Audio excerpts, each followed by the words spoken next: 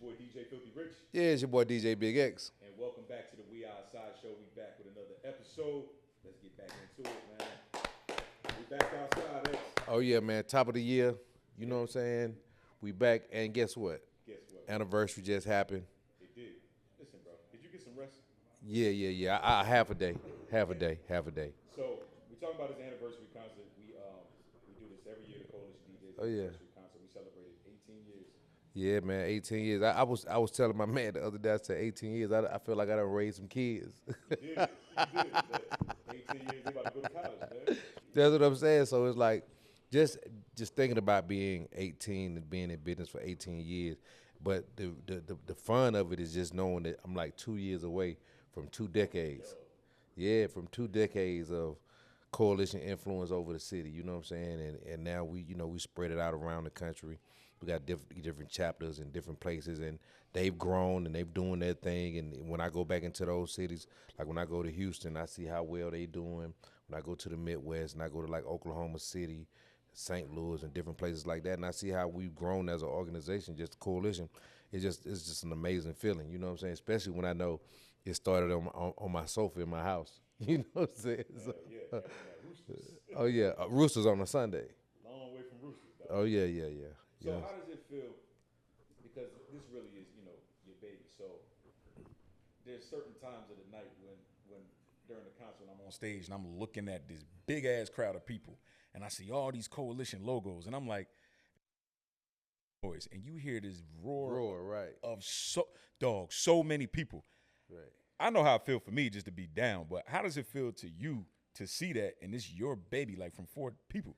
I don't know, man. It's surreal to be honest. Sometimes, man, when you sit there and you think about it, I just be like, you know how you just always go like you imagine something like that. Then when it's actually happened, then people ask you a question like that, you go, I don't know, because I don't know how to feel, man. It's like when I see how far the movement has came, and I see where we come from, like you said, the Roosters, and I remember sitting there asking. Still to this day, I remember being on the phone with Funky and Nando and X-Rated and us trying to iron out those problems, and to see us now 18 years later, and it still feel like we are a starter company. You know what I'm saying? Like even though we celebrating 18 years, it just still feel like we still got room to grow.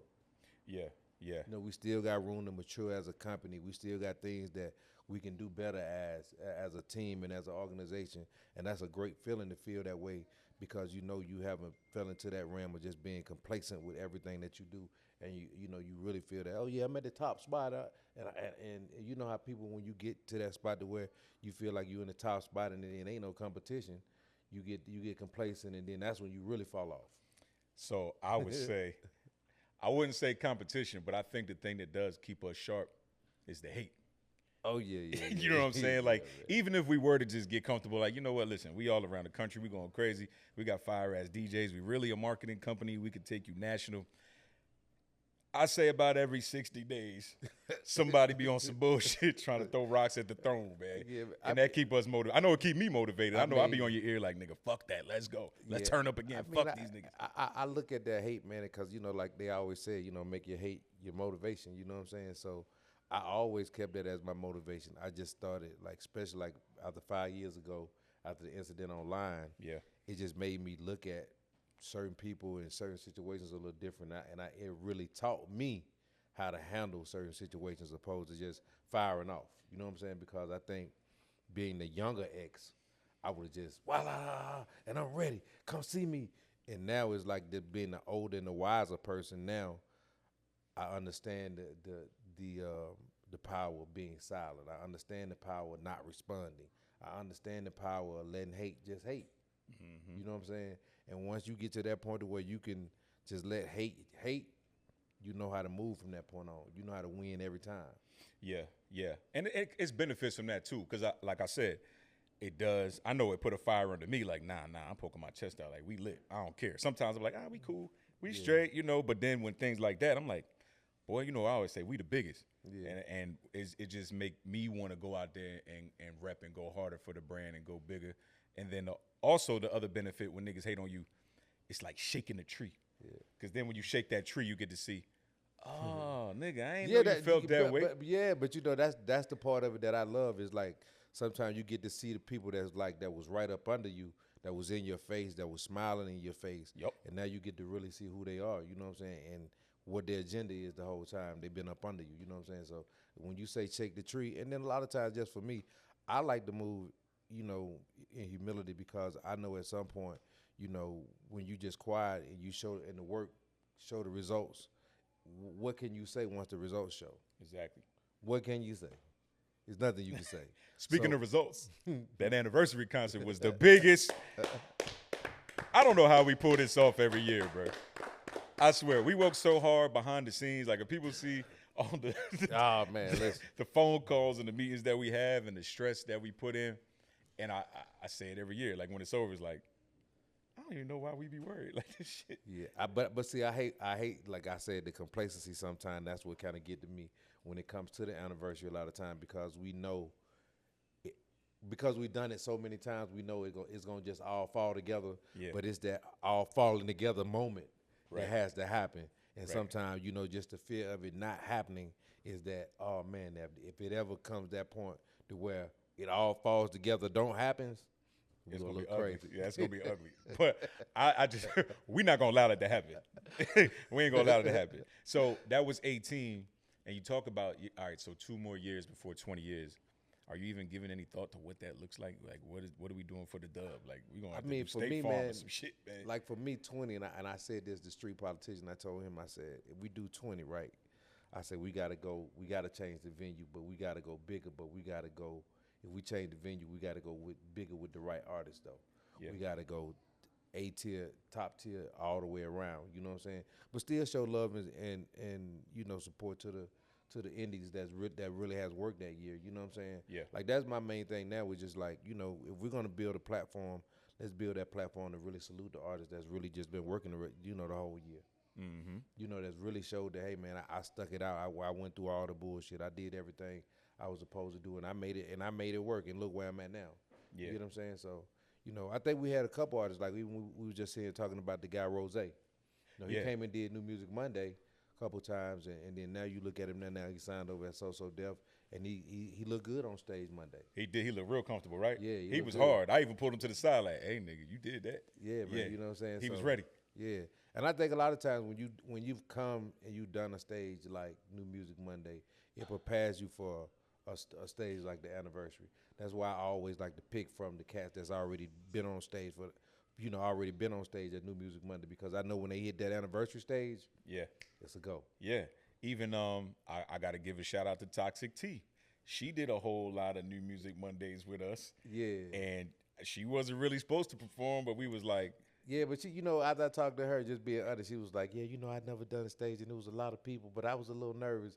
And then when I looked at it on camera, when I looked back at it, I said, she doesn't really look nervous, but I could tell, like, if you go look back at her New Music Monday performances, and you look at her in front of that size crowd, it's different. She got a little nervous. Yeah. You know what I'm saying? But we you know, we give artists a chance. You know what I'm saying? So even on a stage that big, you still can't say like, yo, we not fucking with the independents. Oh yeah, the proof is out there. Yeah, and that's the blessing of it, you know, is being able to just, you know, show the support to the independents, even in giving them that type of platform. When you think about it, we put maybe 500 to 700 people in that building that night, and put a lot of artists, if not more, you know what I'm saying, put a lot of people in the building, got a lot of artists that wouldn't have never probably been in front of that size crowd. Yeah.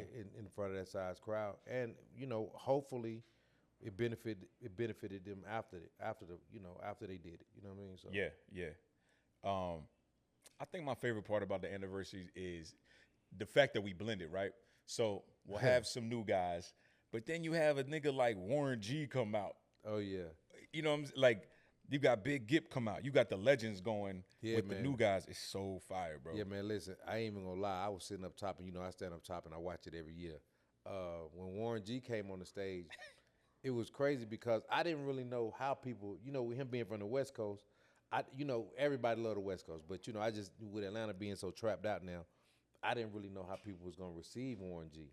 Did you see me? Oh my God! You thought I was his hype man. Hey man, Warren G was on stage going off, and people sung every word, bro, like word for word. Like every time he did the mic like this, you could hear the crowd. Dog, you know what I'm saying? Amazing. Yeah. So you know, Warren G, you know, he's a good friend, but that was like my first time really seeing how people really because every time I go to LA, I miss him.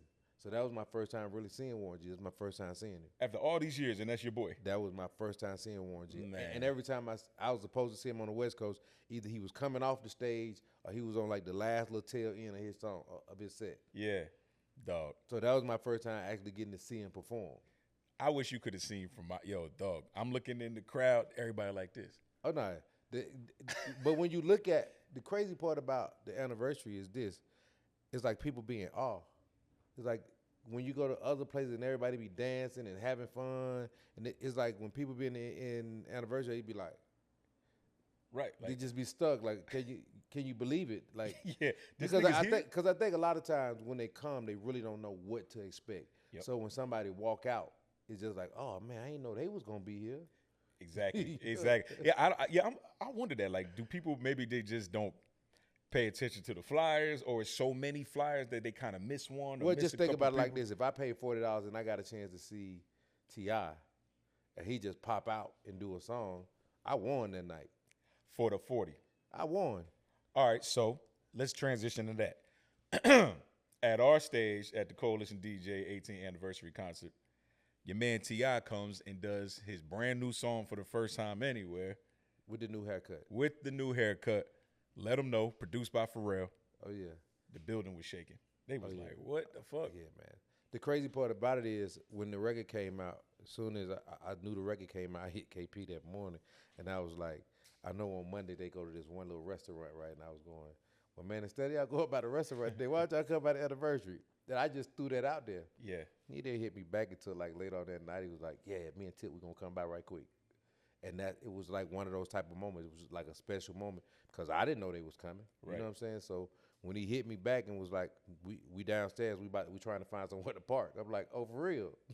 And that's when I hit all y'all on stage like, hey, man, T.I. about to be in the building. Y'all, make way for him. Yeah. So it was one of the moments, man, to see him come back like that, especially after doing the comedy and then seeing him come back to rap. I just think he's a much needed addition to rap right now. You know what I'm saying? I agree. And I think even the marketing and the rollout of it, like him cutting his hair, because you're not looking at, I think for the last few years, niggas looking at Tip like, that's King Daddy, the badass kid, that's his dad, or this the comedian with the braids or all that. Like, nah, nigga, this rapper Tip. Yeah. He put some respect on his name. Yeah, like allow me to reintroduce myself right, type yeah. shit. And I ain't even gonna lie, like the single is like Tip. Like, it's like Tip. Yeah, Like that's why I like it too. Because if you really a T.I. fan, his first single was with Pharrell on "I'm Serious." Right, You know what I'm yeah. saying? Like him and Pharrell don't miss. So Pharrell's been having a lot of motion with the clips and everybody. So for them to come back now, oh yeah.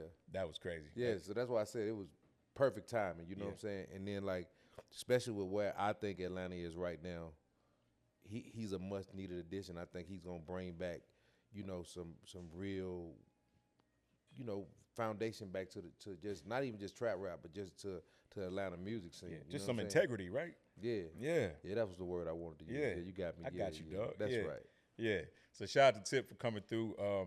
Who else? Was there anybody else? But on your listen, highlights? I got to shout out my boy DJ Smooth, man, because DJ Smooth gave Atlanta, the hip hop community, its first real look at Southern Soul.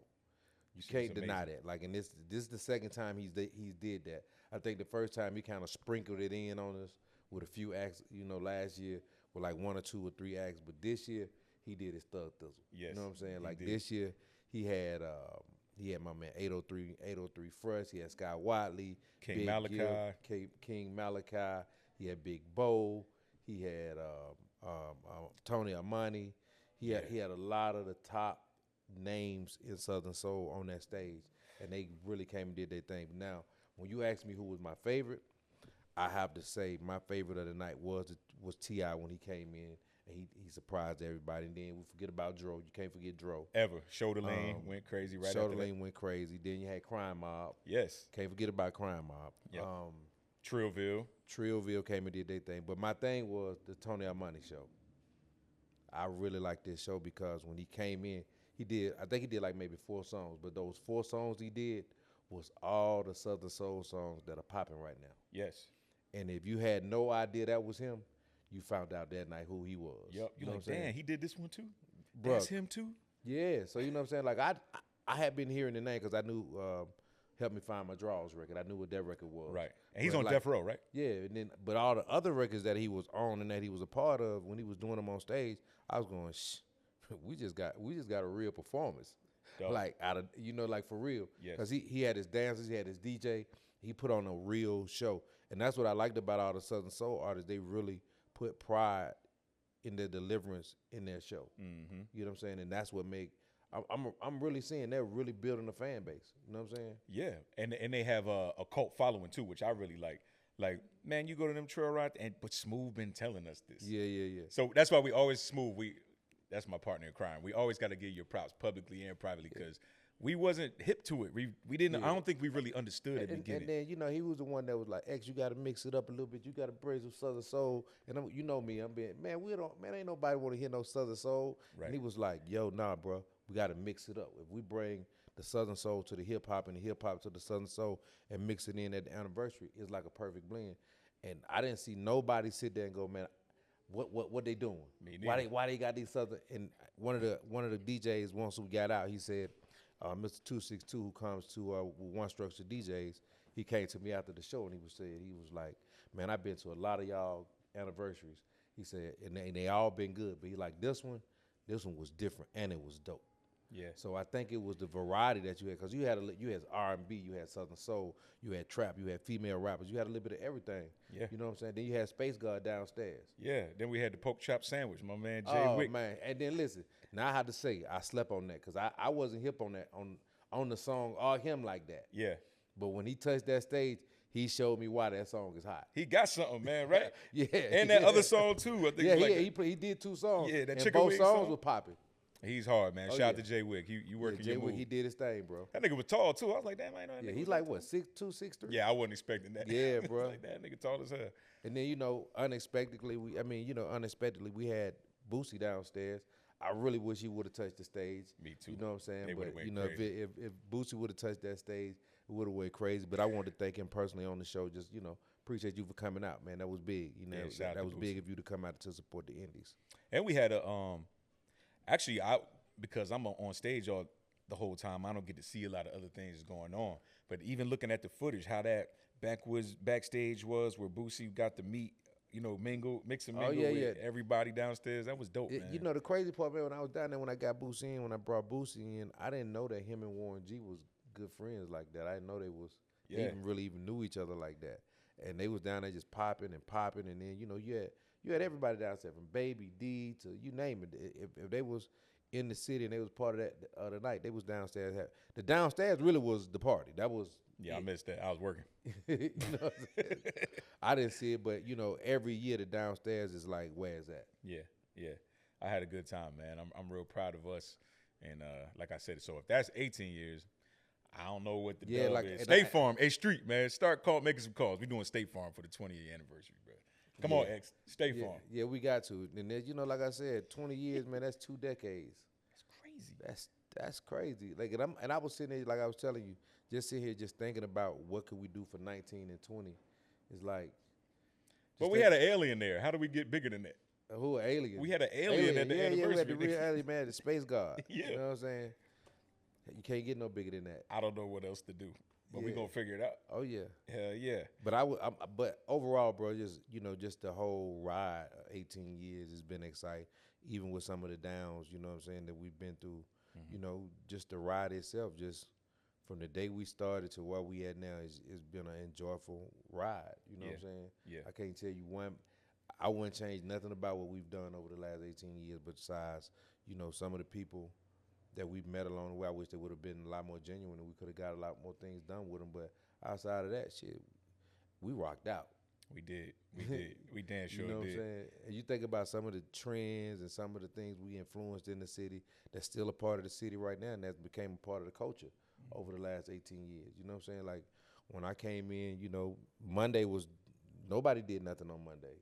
Monday was like it was a dead day. Mm-hmm. Now, when I think about Monday now, everybody has an event on Monday. Yeah. You know what I'm saying? So.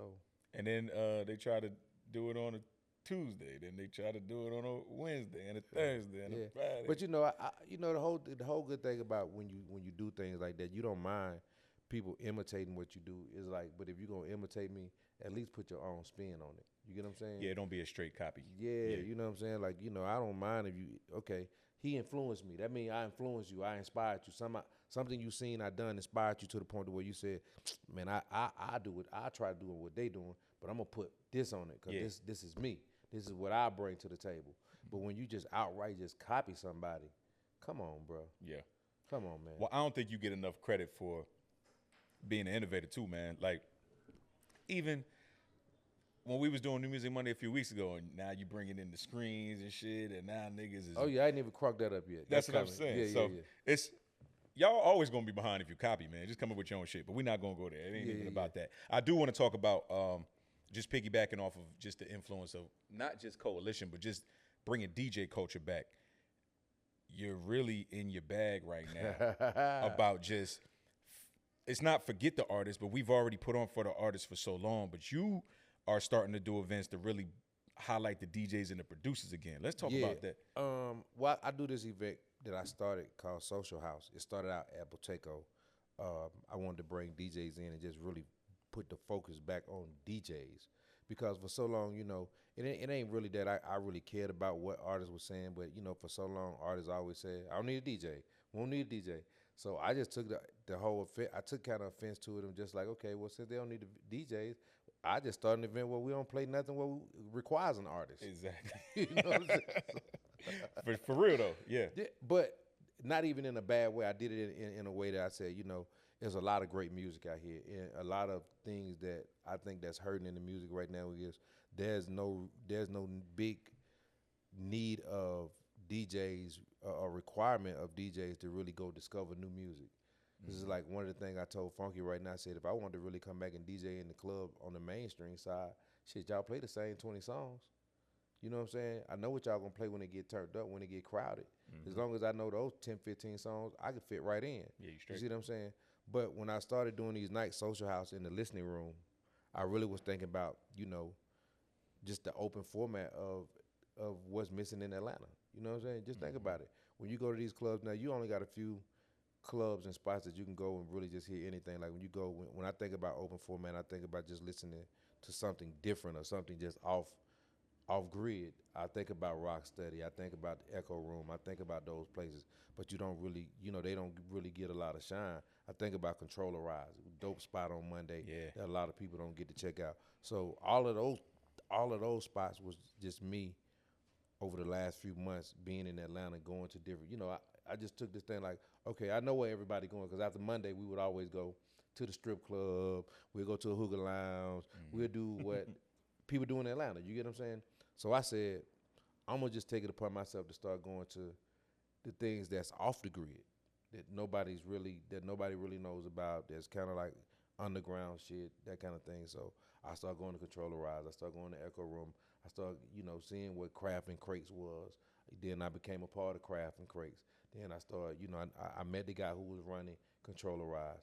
I met the guys, Kemet and Salah, who I've always known for years in Atlanta, who was doing the Echo Room. So all of those places inspired me to do the Social House and the listening room. So I just took a little bit of what I've always done, and that's play good music. And I just said, let me go get all the DJs that I know in the city that's hot, that's dope, that does play different music. And I just started creating a lineup every Tuesday. So every Tuesday, Monday I do something for the artists. Then on Tuesday I do something for the DJs. Yeah. And the thing I do for the DJs is strictly about the music. Everything is intentional about Tuesday night.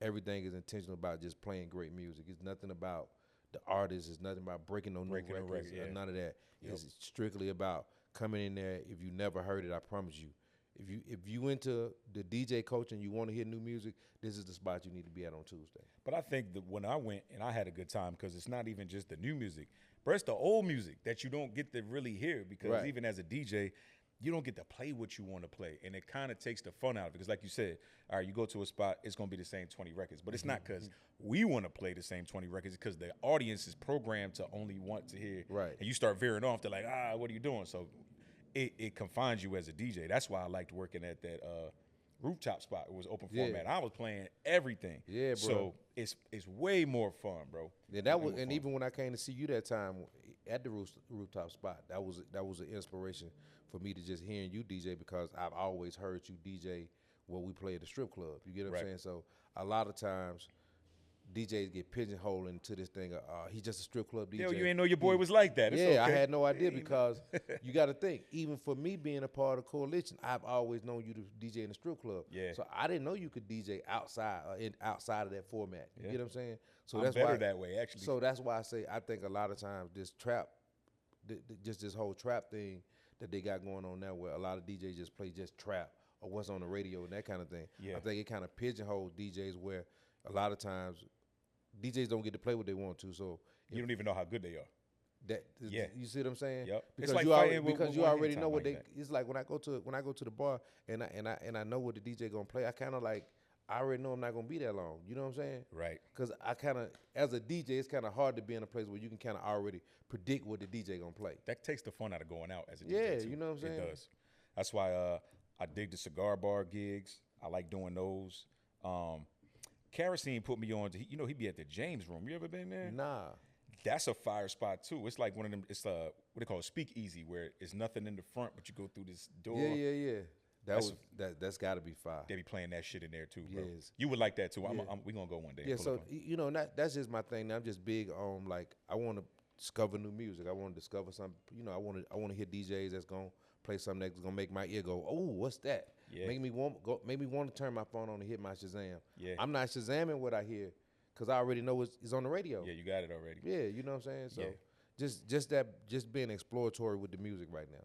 But I'm glad you're doing that, because it's that feeling back. I think it's time where, I think for a lot of times we were having these conversations like, what's going to be new for the artist, or what's going to be next, or what's going to change the sound. It's us. It's the DJ. Yeah, it's not the artist. But remember, I've been said that. And the producers. The artists, the DJs and the producers got to have to change the sound. We have to open the artists up to something different. You get what I'm saying? Because we shape and mold the sound. You know what I'm saying? Right. So if we ain't bringing nothing new to the table, how they know to change? What they know, they only rap to what we bring to them. Yeah, they need some inspiration. Yeah. So, and that's what the listening room is all about. It's all about listening to music that will inspire you to do something else.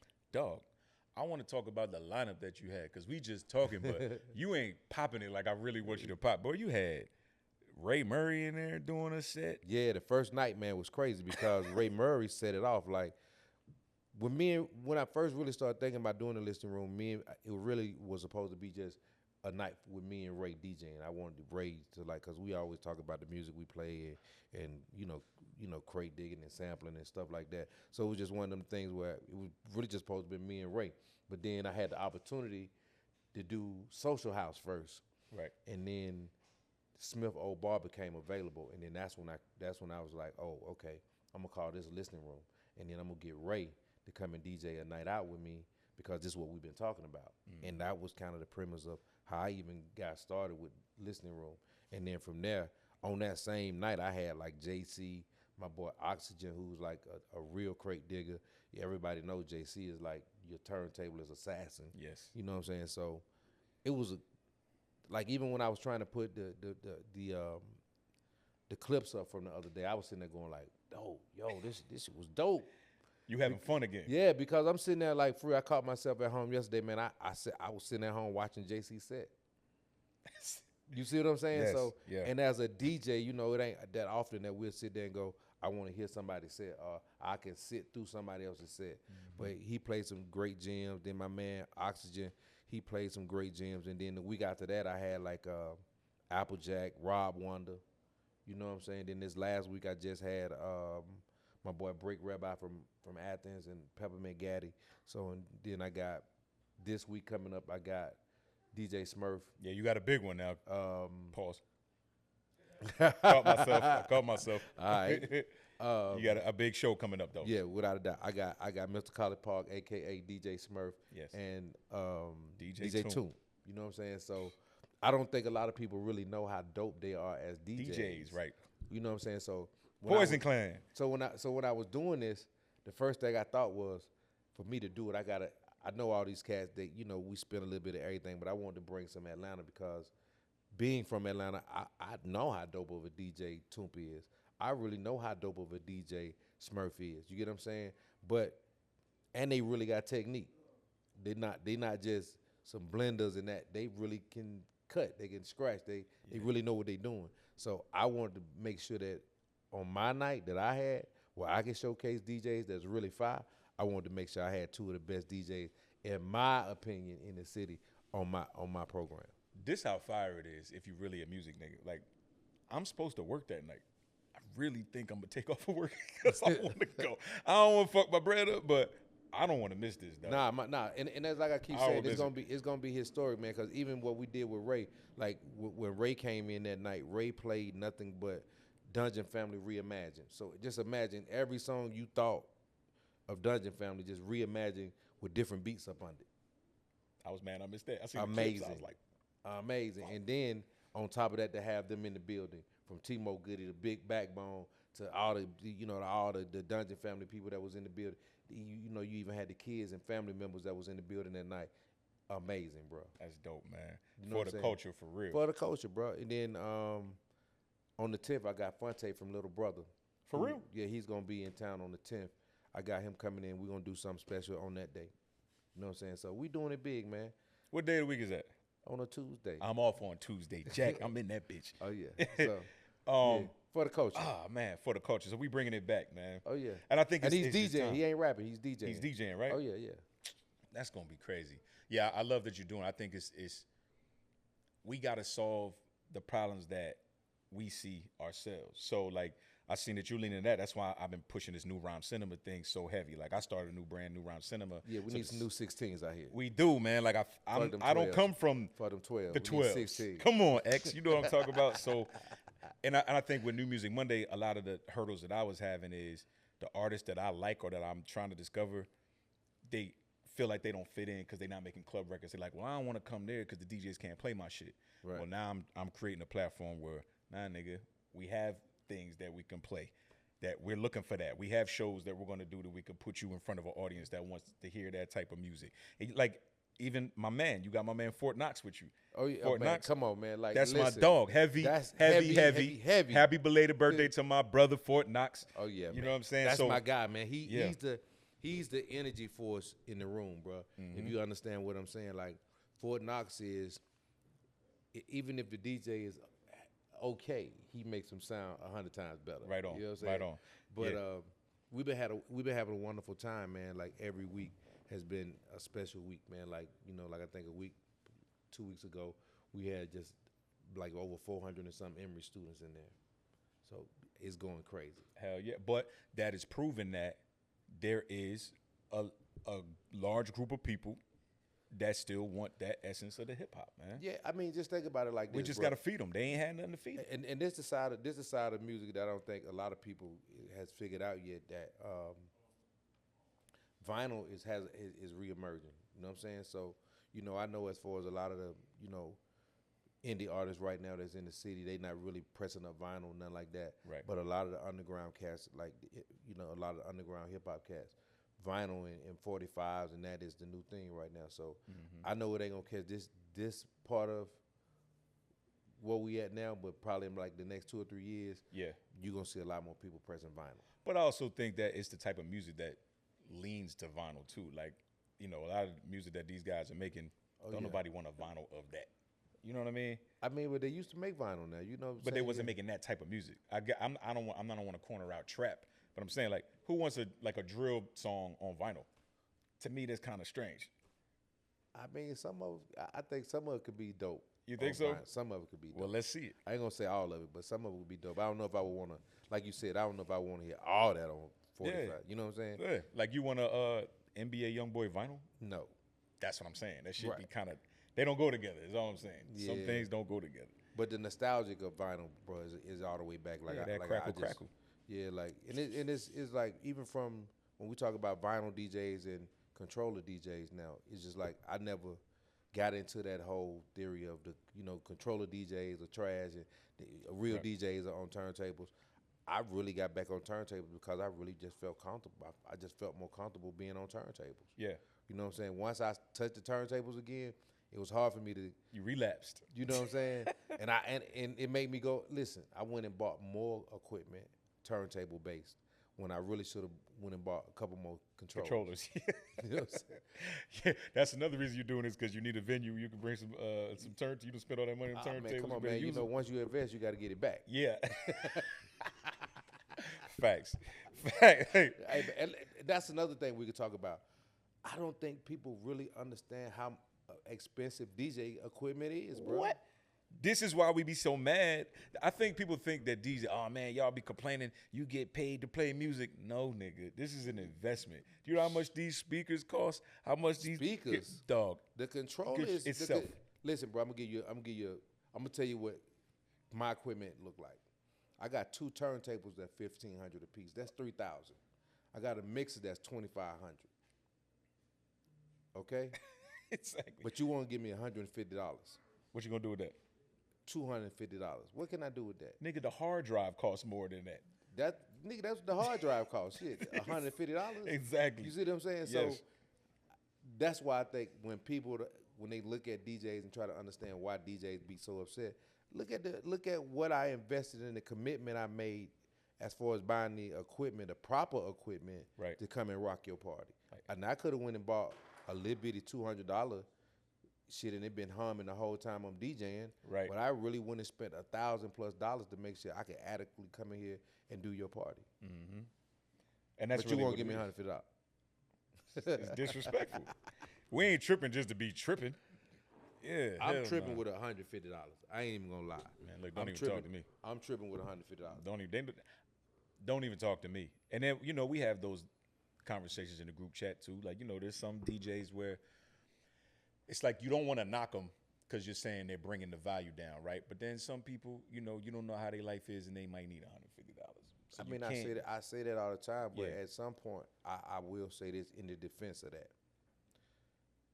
You only get what you negotiate. There you go. You get what I'm saying? But at the same time, what you negotiate might only be what your value is. There you go again.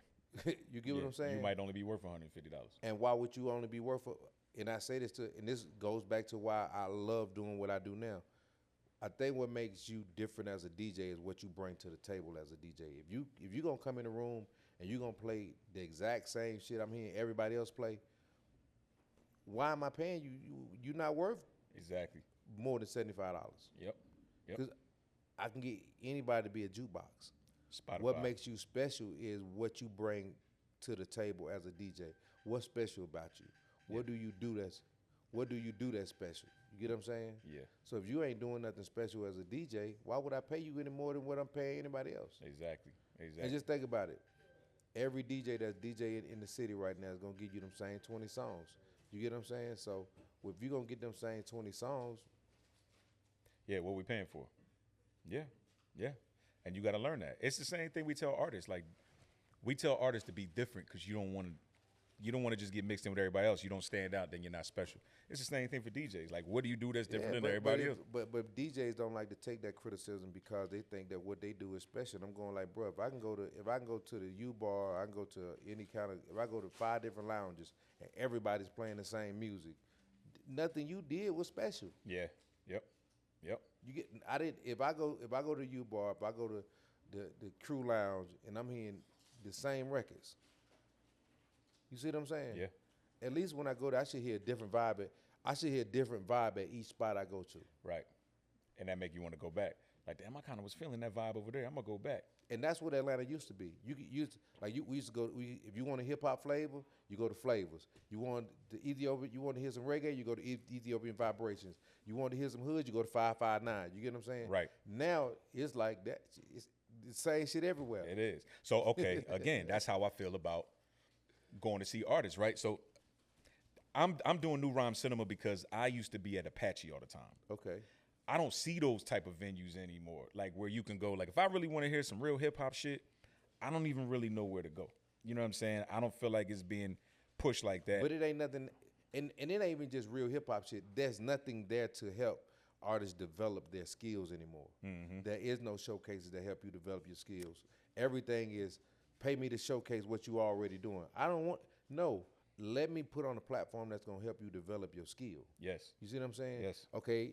If you're doing New Rhyme Cinema, what is it new? Am I saying that Yeah, right? yep. So I want to come in there and I want to hear a hot new 16 from everybody in there. No, not the written rhyme, Right, nigga. the freestyle. Yeah, do you know what I'm saying? Show me you can freestyle. Because if I could create a platform where I could teach you how to be better on your freestyle, it can only create a better way for you to write rhymes. Mm-hmm. Correct? Yeah, for sure. And just substance. Like, my thing is, what the fuck are we talking about? Like, I want to give niggas challenges. Like, yo, give me a verse about this. Give me a verse about this. Make a hook about this. Make a song about this. Instead of, because the first thing a nigga would do when they go in the booth, they're going to shoot somebody, they're going to sell some dope, they're going to fuck some hoes. And talk about this shit, talk about all the material shit. And their jewelry and shit, and their cars. Yeah, right. So it's so many ways to freak a record and freak a verse, and I just want to bring that creativity But let's back. talk about that too, man. When you think about it, right? What would you look for somebody to talk about if they never been outside and had any other experience but that? Well, that's why I'm always drawn to the older MCs anyway, because they have more life experience, so it's things to talk about. But when we grew up, a nigga like LL Cool J, he was only 16, and he was, you know what I'm saying? So age isn't always everything, because I feel like even as a 16-year-old, you have experiences that you could talk about. Maybe you should read some books. I mean, yeah, man. Don't even start with that. Yeah, educate yourself. But even just talking about your life, like, niggas, I know a lot of 16-year-olds that have crazy lives, amazing stories that they can tell. But they are telling you their story. Their story just might contain selling dope and doing everything that you might not want to hear. It's still a creative way you could do it, though. Like, you still got, every 16-year-old don't sell dope. Where's the 16-year-old that don't sell dope? Well, think about it like this. Kendrick Lamar's street, he's from the gang, right? He's from that culture, right? Right. But every song he write about ain't pertaining to that. So that's my point. There's other experiences that you have, even when you're young. Like, you could talk about, I ain't saying talk about walking to school or nothing, but I'm saying there's creative things that you can talk about, and we got to push them. What you got to think about like this, before you could really just be so direct, you had to talk about different things and make metaphors and different things to where you wouldn't understand. You would know what he was saying. Yeah, in a different way. Right. But I like that, though. Creativity. I love that. That's what I'm saying. Yeah, but now it's just like direct. Yeah, I bust my gun. You could say that 30 ways. Yeah, you can. 30 creative ways. You be like, oh shit, I ain't here. You could create a word for that. You get what I'm saying? Like, exactly. And that's why a lot of the lingo that we have now, all of that was created through rap, because people was coming up with different words to express saying those same things without saying it in the rhyme. Yeah. You get what I'm saying? Yes. But it's coming back, man. The thing about Jimmy. The Jimmy hat? Come on. We old. They don't even know what the fuck we talk about. Yeah, but that was a way of expressing that, a rubber. Exactly. Yep. Now they don't even use that kind of logic no more in rhymes. You get what I'm saying? You want to say something? Yeah. Yep. Check. So I do have a question as far as just going along with what y'all saying, to switch your gears a little bit. Child stars. We're seeing a lot of like these strippers going to schools, a lot of adult stars performing for the kids. What do y'all think about? We at one time had the Bow Wows, we had the Little Romeos. Yeah. What do y'all think about child stars in the game? Do they have a place? Are they still here? Should they come back? Child stars performing for. No, he's saying like the raunchy artists are going to the schools and performing for the kids. Like, where's the kids that could perform for the kids?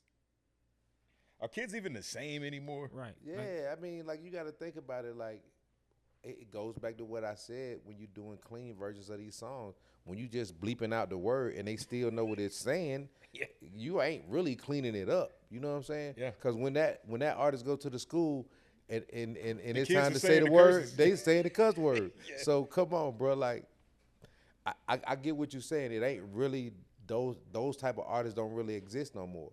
You get what I'm saying? Do you think they will win? I think is the question, right? Like, is there room? Like, Jermaine Dupri was bringing out like a crisscross or something. Can that work now? It'll work. I don't think it's gonna be clean. I don't think you can do a wholesome kid like that now. Yeah. Like a chicken noodle soup. Because they're gonna look at it like they're corny. Yeah, just imagine if somebody came out right now with chicken noodle soup. I don't know though, because I people like to dance, bro. Kids like to dance. Like, so my opinion on that, I think now that we're talking through it in real time, I think it could work, because look at what TikTok dancing is, right? TikTok dancing is kids just dancing and shit. So if a kid came out with a song to give other kids their age a dance to do, I think that shit would work. Yeah, but will the culture push a kid? I don't think it's up to the culture. I think you don't know what's going to work till you feed the audience, right? Right. So if we're saying we're answering the question in real time, we're just like a workshop. Yeah. If somebody was to find I keep saying 16, it's like the sweet spot, right? A 16-year-old kid to put out a record directly to other 16-year-old kids because they know what they like because that's their peers. Right. I think it could work. I don't think everybody got to be gangster because, to be honest, in real life, the average 16-year-old kid is not a thug. That's just what's been pushed to the fucking masses. Right. The average 16-year-old kid is a fucking kid. Nigga play basketball, play 2K on the fucking PlayStation and shit, smoke a little weed, might draw, you know what I'm saying? Like, no one's feeding them. Yeah, I get that, but I think a lot of what we call the popular people, it just don't fit that mold like that no more. I think That's social the machine. I just think social media destroyed that. I just think the clean cut character of a teenager is just gone now. Like a Fresh Prince you talking about? Yeah, like that? I just think that's gone. I don't think Let's that's, try it. I don't find one. I don't think it is acceptable as it was maybe 20 years ago. Who do you think I think they're looking for a little bit of something more on with an edge. Okay, so what about like a well, he ain't no kid no more that I'm looking at, but like a Damani, right? Like, you know how Damani style is kind of like a J. Cole, where it's like it don't have to be super friendly. And I love that kid. Me too. I think I love the lane he's sitting in. I love everything he's doing. Do I think he will ever get that mass appeal? I think he's one record away from it. Yeah. But at the same time, I don't know if he'll ever have mass appeal just because of the lane he sits in. Right. You get what I'm saying? It's not a rah, I'm that killer, I'm that guy, I'm that swag. He's totally different from that. And I don't know how that goes over with being popular. You know what I'm saying? Do we care about our artists being popular? I think when you think about it from a business standpoint, you have to. Not from a business. Now I'm just going back to the pure, we just DJs and fans of music. Oh, no, I mean, you don't. It don't even matter. If the song good, DJ's going to play it anyway. So I like it going back to that anyway, where DJs just play what they like. So that's kind of what I'm leaning to, because I don't want artists to be afraid, because they are. They're like, well, damn, I'm not making these type of records, so nobody's going to fuck with me. I think that it's been proven that there's big pockets of people like us that do want to hear it. Even the younger guys, you can get a fan base and just cater to them, and you can live off of that shit. You don't got to be rich, bro. If you can make a living off of making music, I feel like you won. Well, when you look at it, like, you just think about groups like De La Soul and all those kind of groups that's like still, even to this day, De La still have a fan base in the midst of everything that's trap around them. You get what I'm saying? Everything that's gangster around them, they still got a fan base. So it's an audience for everybody. It's just how you figure out how to tap into it. You get what I'm saying? Yeah.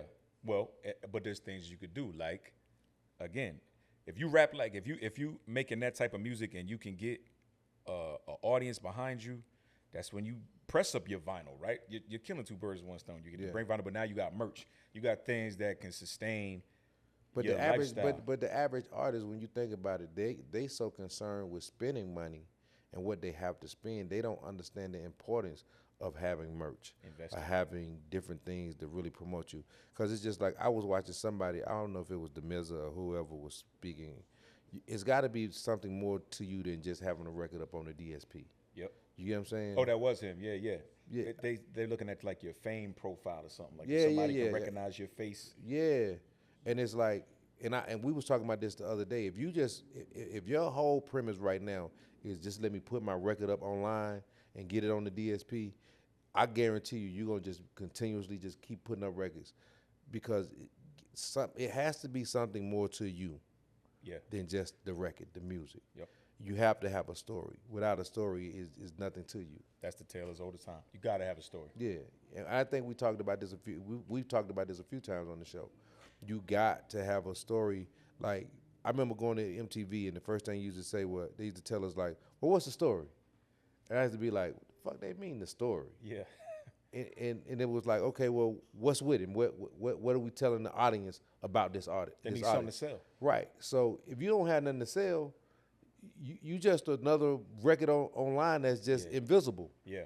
You get what I'm saying? Yep. And it's so many records right now, brothers, and so many artists that's just invisible online, and they don't understand that if you don't have any marketing, promotions, or anything behind you right now, you just another piece of data on a hard drive. Mm-hmm.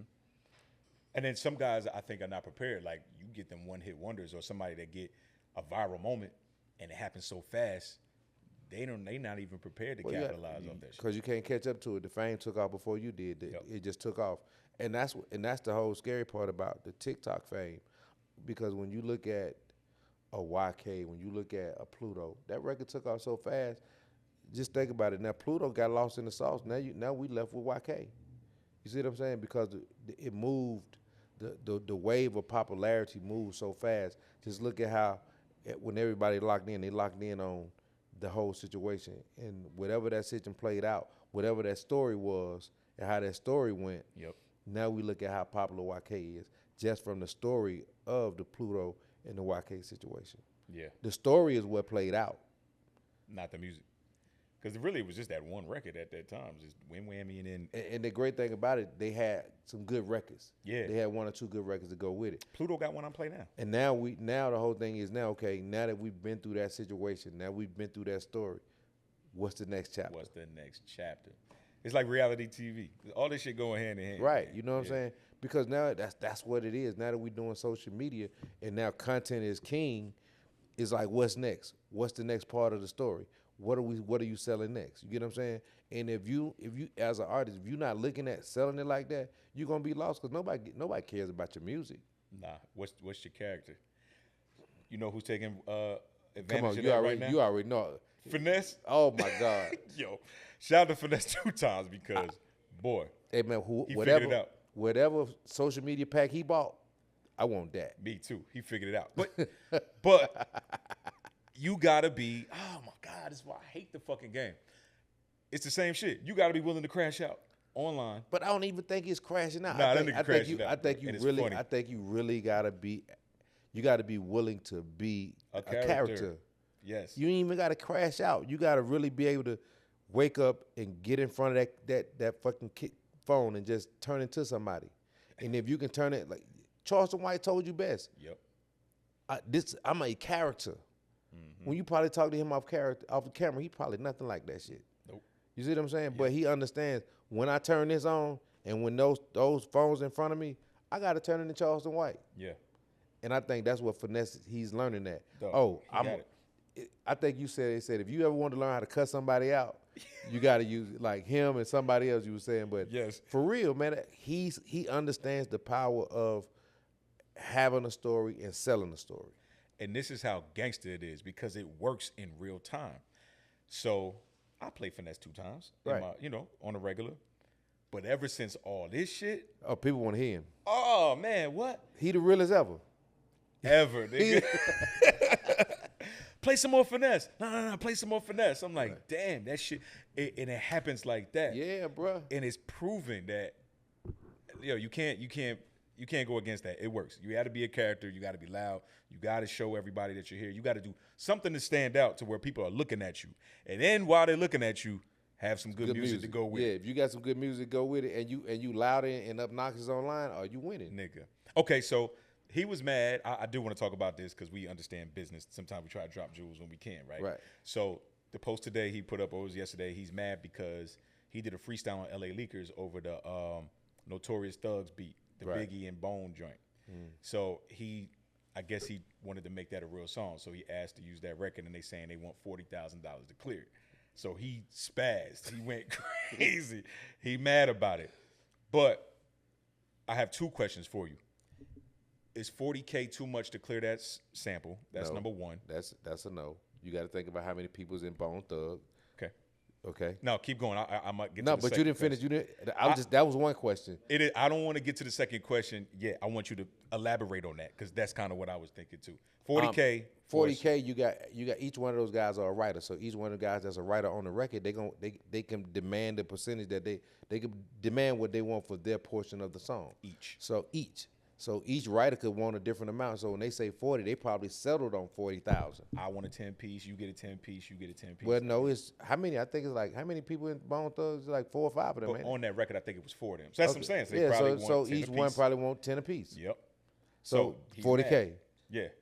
But it's the same way if I sampled a Finesse2x record and I had to clear it from him, he's gonna demand 5,000 or 10,000 just to use it. Right. You get what I'm saying? So just imagine it's 4 of them, so they want 5,000 to 10,000 a piece. They want 5,000 or 10,000 a piece. And that's why I'm asking this, because he's not thinking that he's taking it as disrespect. Like, oh man, these motherfuckers. But I'm like, bruh, it's a group. It's not one nigga that got to bust down that check. So this not gonna be a $12,000 clearance. Shit, hold up, and we ain't even, if it's a Biggie record, we ain't even accounted for Biggie. This is my second part of the question. This is why I fuck with you, dog. I feel like Bone Thugs don't even own that fucking record. That's a Bad Boy record because that was on Ready to Die. That is the Biggie estate. Got to get some bread. Your boy needs some commissary on them goddamn books. Put something on my book. Puff Daddy needs some of that. On that book. So I'm thinking 40K. He kind of getting off light. Yeah, I mean 40K. I would think that's kind of light, especially when you think about Diddy and all them involved in it. Bad Boy being involved. That's real light. Boy, the Hitman produced that record. Yeah, bro. Come on. It's a lot of money got to get spread around, Finesse. I'm just saying, I need you to think about it from a business. Unless you're just crashing out just to crash out because that's part of the game. I get it. But yeah, I think 40K ain't shit for that record. Yeah, I mean that ain't nothing. Nah, it's too many hands in that pot. I think it's kind of high, but but for 40K it makes sense. Well, and I think he's still yelling at the wrong niggas. He's trying to get the beat. But bro, if you don't know, you don't know who to scream at. See what I'm saying? Do we know? And that goes back We're to... here to educate you, Finesse. Now we're telling you why, nigga. But it goes back to what I always say to independent artists. How much of the game do you really know? They just... You see what I'm saying? Like, and I thought you were going to really talk about his contract now. The contract that I seen online, I thought it was crazy because I'm going like, he signed off on it and he knew they was double dipping. So again, is that the label fault or is that your fault? You got to fault him because like they said, man, I gave him time to look at it. And then you look at it, Jay Prince is an entity and then the record label is an entity. Yes. But each entity is taking 30 come on, bro. Like, what Pusha T say? You signed to a nigga that signed to another nigga that signed to another nigga. Boy, what? You ain't never gonna get no money. So when I see him spaz out about that, that's what I really thought you was gonna talk about. That's why I tell artists, when you sign your deals, when you start, the major part to look at in the contract is compensation. You get what I'm saying? All the rest of that shit is cool, but the compensation part of it is not Chinese. It's not. Right. The first thing I told Street, hey man, the contract that you have is not Chinese. Read it. It's in English. I promise you, it's in English. Yeah. The words that's in that contract you've seen before. But people act like these contracts are some shit that's like Chinese arithmetic. Like, man, if I read it, it might kill me if I read it. Well, no, part of it too, niggas is reading it, but that don't mean they can comprehend it. Because lawyer lingo is meant to confuse a nigga. That's why you get you a lawyer. Yeah, but compensation, everybody know that word. Very understandable. I get this and you get this. Right. If you see in the contract, I'm gonna get 30% of 100%, right? Mm-hmm. And you the artist, then you automatically know something's wrong with that contract. Exactly. Let's flip this. Right. Yeah. Give me 70. So you get 30. That's all I'm saying. So when I hear a lot of these artists complain about, I signed this contract and it was fucked up, yeah, bro, you wanted the fame so bad, you would jump in the fire, bro. You was willing to jump in the fire. Mm-hmm. So how should I feel about you knowing that you were willing to jump in the fire? Yeah, and that's the most dangerous game that niggas play because being famous and being broke is the worst combination of things I think you could ever be, my nigga. I would never want to be famous and broke. But you now, gonna be, but you you flip gonna, that shit though. But if I'm rich and don't nobody know me, I won, nigga. But just think about it. Even when you got money, you still gonna be broke anyway because you meeting somebody else's expectations. Well, there's no such thing as enough money. I be telling people that all the time. Because you never gonna meet the expectations. Exactly. Because once you think you got money, it's somebody got more money than you. Always. And it always will be. And it's going to be the nigga you're signed to. That's the only funny part about money, man, and how people, they go through this different. I always go, okay, what's rich? 'Cause waking up every day. That's the real reality of being rich. Waking up every day is rich. You got your health, you got your that's family. Rich. 2 arms, 2 legs. And you able to go and get some money. You see what I'm saying? That's part of being rich. Yeah. But what people made rich is having materialistic things that they cannot afford. Mm-hmm.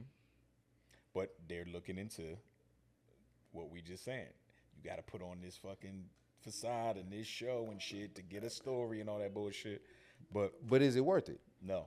That's what I'm saying. Would you? Not for and you got to ask a person: would you rather have $1 million look or $100,000 in your pocket? Oh, I'm taking that 100 every time. Put it in my pocket. I'm just being honest with you. Some people ain't gonna say, "I'll take 100,000." They'll really rather have $1 million look because they feel that $1 million look will bring more money.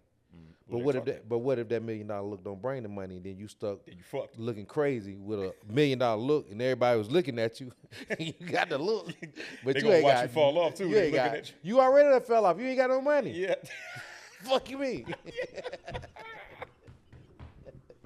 For real. You fell off with before you even started. That's why I can sit back and see why Puffy was like it was a game for him, bro. Yes, watch it.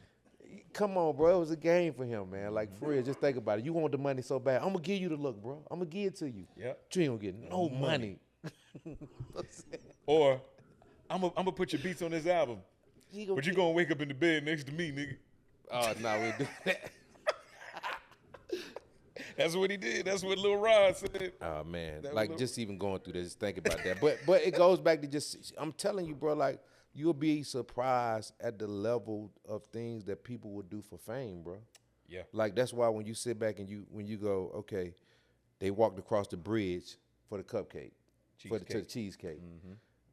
And you'll sit there and ask yourself, I'll never do no shit like that. Ain't no way. Put yourself in that moment. Exactly. You would have. You don't know You what got to you would put do. yourself in that moment, bro. In their shoes. Yep. I got it, and that's why I say there's a fine line between reality and fame. You get what I'm saying? Mm-hmm. The reality side of you will go, man, I ain't doing no shit like that. But that fame, he be calling you. Boy, everybody gonna know me. Yeah. In your mind already be done gave you the picture what you gonna be doing, the kind of car you gonna drive. You already be done made. That money already spent in your head already. You already finished. So walking across the bridge don't mean shit. This ain't nothing. I'm getting a Bentley, nigga. I get the cheesecake. And then the reality set in after you get the cheesecake. Man, this nigga just played us, man. We walked out. Now you want to go back to the house and fight Finesse and shit.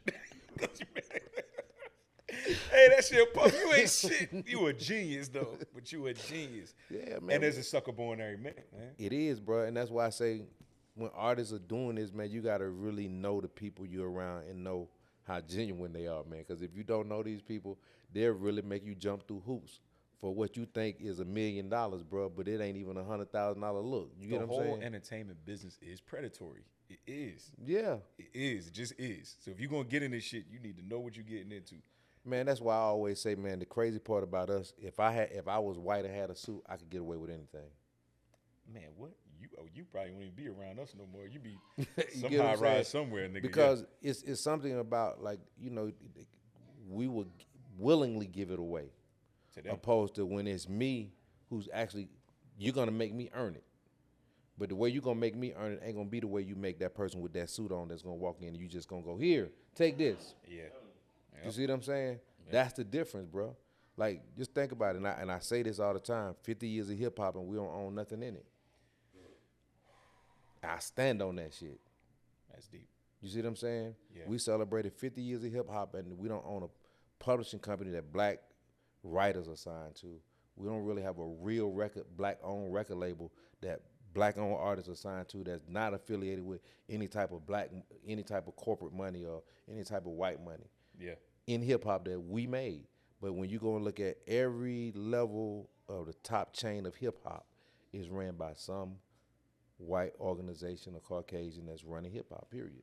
They run the world. All the money flows in hip-hop flows through their hands. But they run the world. I get it. But I get it. But if you created something, right? You should. Yeah, you should. You should be eating from it. You should definitely. Correct. More than everybody else. For sure. You definitely shouldn't be you definitely shouldn't be asking for money for something that you fucking created. So I leave that there. You know what I mean? Drop on that ass. Oh yeah. All right. So then, do you think? I had this debate with my boy all the time. I want to talk about nigga business. Oh my God. Right. So I know a lot of people that are like, yo, I done tried doing it with our people. I done tried. They always rob me, or they always hate on me. They always play me. They always steal from me. I'd rather just go fuck with the white folks, because at least I know they don't fuck with me, but they'll cut me the check. Yeah. How do you feel about that? I'm in agreement with that, because, you know, and I say this being a owner of a company for 18 years, I've never got any hate from corporate companies. I've never got any hate outside of my race. People that look like us. You know what I'm saying? Yep. Everything that's always been hurtful toward my business has came from my people. You know what I'm saying? Anytime I had to go to any type of organization outside of my race, it's always been open arms. Whatever you want to do, we'll help you do this. We got this. Don't worry about that. How much you need? You know what I'm saying? For real. When it come to us, it's like penny pinching, and I don't want you to have it. I don't give a fuck. But I want to see you win, but I don't really want to see you win. You see what I'm saying? I hate that, because I think genuinely we do want to see each other win, but I think we don't want to see nobody get in front of us. Exactly. You don't want a nigga to do better than you. You cool, but you getting too close, little nigga. Move out the way. Right, you know what I'm saying? It's happened to me a lot of times. So I asked you that because I've had them same experiences, and it's like it wasn't just a one-off thing. It's like it keeps happening. Yeah, because but then it I ain't have just a one white person. man reach out to me like, man, I see what you got going on. I like that, man. Come over here and let me. Yeah, Like, because they can see the vision and understand the vision before they can put hate in their heart to not see you want to do it. You get what I'm saying? We gonna see it and go, oh, he can't make more money than me. Oh, I ain't getting behind that. He can make way more. And then if they do think you can make money, it's like, okay, what portion of what you do can I make money from? Compensation. You get what I'm saying? Yeah. You want to be compensated for a vision that you see with me, but you got every avenue to help me to do it, but you rather try to figure out how you can be compensated before you even help me. It's crazy. I don't understand. But that's the reason why the game is the game and is built, and why we don't own shit, because we tear each other down. Like, they really embedded that into niggas. Yeah, bro, like that buck breaking shit is generational, because I don't have it in me though. I just don't. But that's why, you know, they say like, all right, well, nice guys finish last and all that shit. But it's not even about being nice. I do square business. Let's just do square business. All that other shit. Yeah, man, it's fair business and opportunity. Like, for me, being in Coalition, I know a lot of the guys that's a part of us got, you know, they have inspiration to do entrepreneur things. You get what I'm saying? But if don't nobody ever give them the opportunity to do it, or show them how to do it, or show them how to go about doing it, how would they ever do it? Right, because you got to learn first. So for me, it's like I give a cat an opportunity to go do something. Hey, man, go do it. Let me see you do it. He might fail at it, but I give him that opportunity to fail at it and let him go back and go, hey, look, man, if you would have did this, and this, like this would have gave you a better outcome.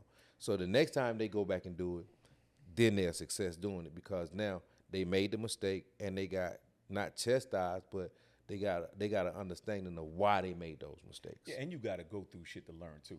Yeah, a lot of this shit is on the job training. Man, listen, we doing it right now. To this day. Straight up. Yeah, bro. Like, you know, everything that, especially when you from an entrepreneur side, everything is trial and error. I don't care what nobody say, because you don't never know what you're getting when you doing your own business. And you got to get lucky sometimes. Let's be real. I need that luck. Boy, I'm looking for it. But you need it. I mean, when you're doing this, you never know what to expect. You know what? You never know. Like when I look at Gilly and I look at Wallow, yeah. I seen them from the beginning. Yeah. I seen them when they started grinding for the first time. I don't think they knew that they would walk into the podcast situation like how they did. Right. But look at how all that shit just happened overnight. Mm-hmm. You see what I'm saying? But it's just about being consistent, staying on your grind, doing the things that need to be done, and not worrying about who's going to support you. If your people going to support you, it don't matter, because somebody's going to see what you're doing. That's why I always tell every DJ, hey, man, you never know who's watching you.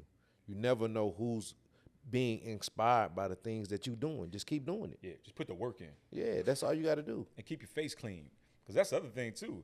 you might inspire somebody, but they be like, nah, but he's a fuck nigga. Stay He's an with him. asshole. Don't do no business with him. He's an asshole. Yeah, bro. And that's why I say move with humility. So when people see you, they know you got a humble spirit. They don't mind doing things for you. They don't mind going, oh man, dude be going so hard. He I don't mind fucking with him. You get what I'm saying? Right. I do certain things for him because I know he's gonna put in that extra little bit to make it happen or to make it work.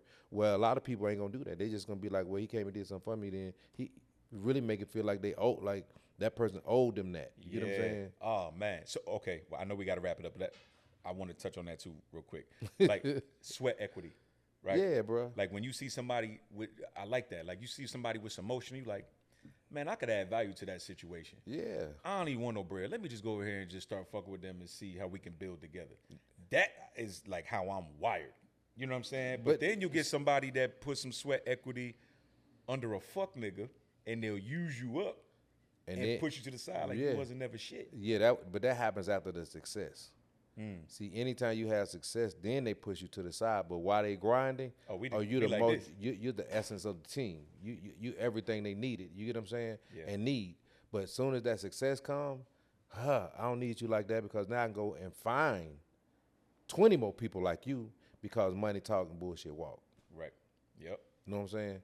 Yep. So that's why with me, sweat equity for me is like you come in with me and you show me you willing to walk that dog with me, man, we're gonna stay down. I promise you, with me, if the money come, I'm gonna make sure some type of way you gonna eat the same way I eat.